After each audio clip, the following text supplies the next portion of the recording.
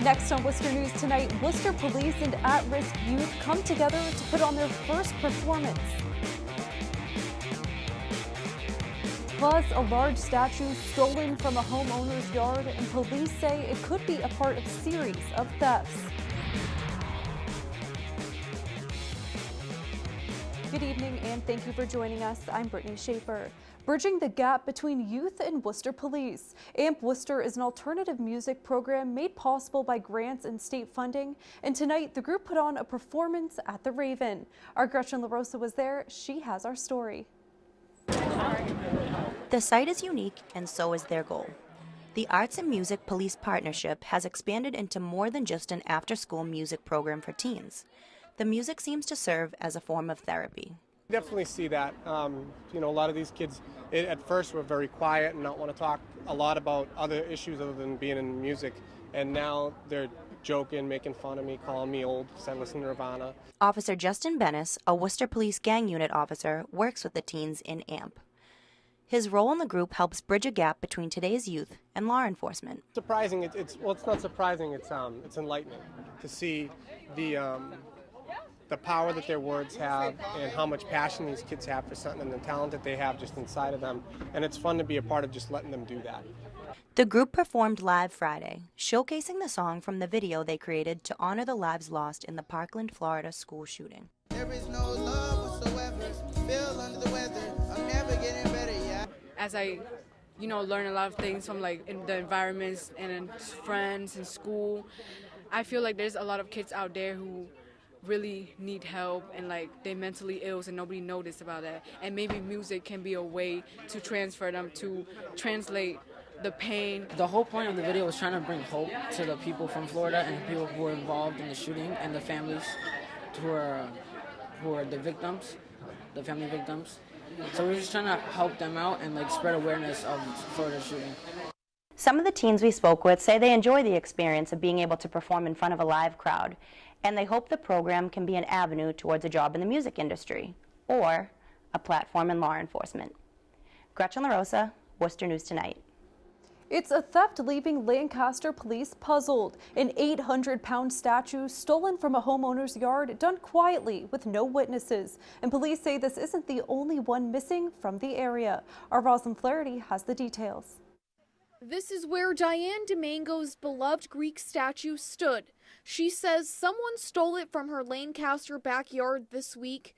Now only its outline is left. It's a beautiful garden statue. The statue for the last 4 years has become the centerpiece of the party. The replica of Venus Italica weighed about 800 pounds. DeMango believes it took more than one person to move it. She's withstood a lot of elements. It was just quite an ordeal. It wasn't something that was done quickly. The statue wasn't the only one stolen in the area. Lancaster police say another was taken in Dunstable and 3 more in Fitchburg. I do believe that they are connected based on time and relevance. This is very unique. This would be the first time that we've worked on a case like this. Jack and Sam's Consignment Gallery in Fitchburg was one of the places hit. Their 2 rare Greek sculptures in front of their business were bolted into the ground until someone took them the same day DeMango's statue went missing. Dragged one of them, unfortunately, because we found some fragments on the ground from our base of the statues and stole them, took off. Owner Samantha Robinson says those statues were imported from Europe and cost $1,200 a piece, something she says she'll never find again. I don't think when people are doing those types of things, you realize what the importance of certain things are to people. It's far more valuable for somebody to come steal one of those than it is to break in.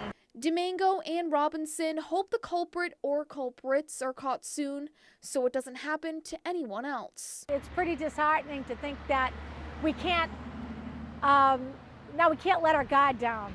Rosalind Flaherty, Worcester News Tonight.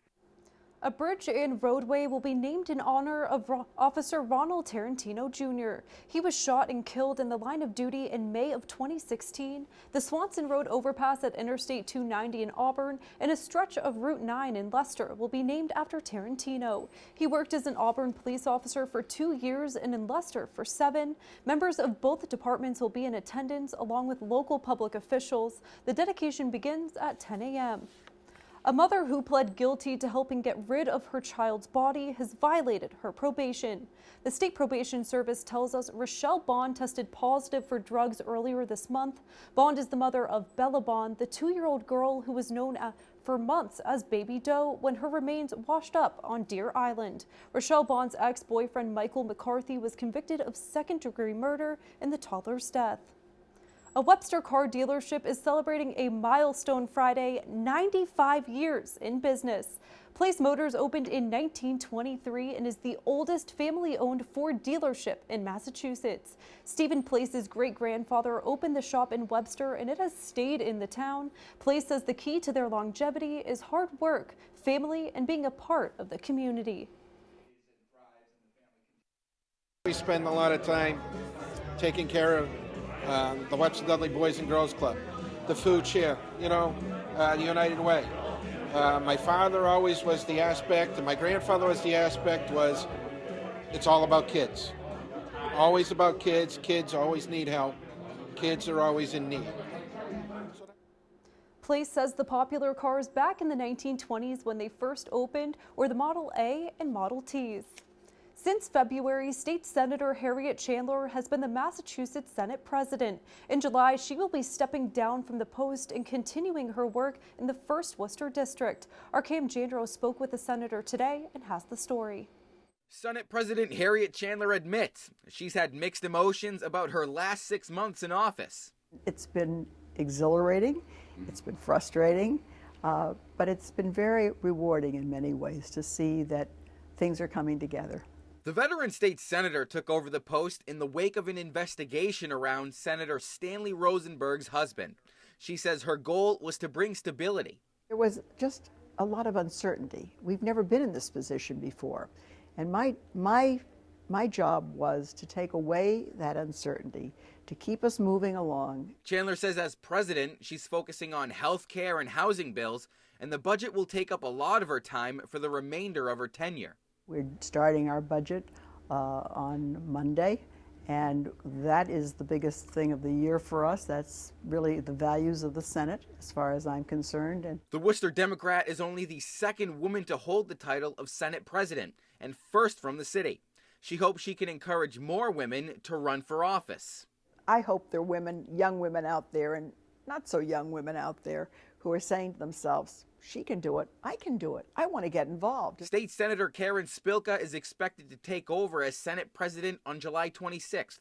Chandler says she's looking forward to continuing her normal duties later this year. Well, I represent the 1st Worcester District, which I've been very proud to represent for, this is my 18th year, and I look forward to running and winning again in the fall, and I know where I come from and where I'm returning to. Cam Jandro, Worcester News Tonight. A United States Senator delivers the commencement address to a history-making class at a Worcester College Friday. Senator Elizabeth Warren spoke at this year's Quinsig Community College commencement ceremony. The DCU Center was filled as QCC awarded more than 1,600 diplomas. Warren's advice to the grads, if you've made it this far through the hard work, you can do anything.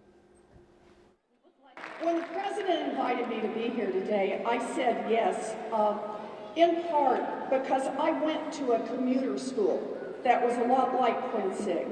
And I know that you are leaving campus with a quality education that will help you take the world by storm. This was QCC's largest graduating class in the college's history. President Luis Pedraja says Senator Warren was chosen because she knows the role a community college can play.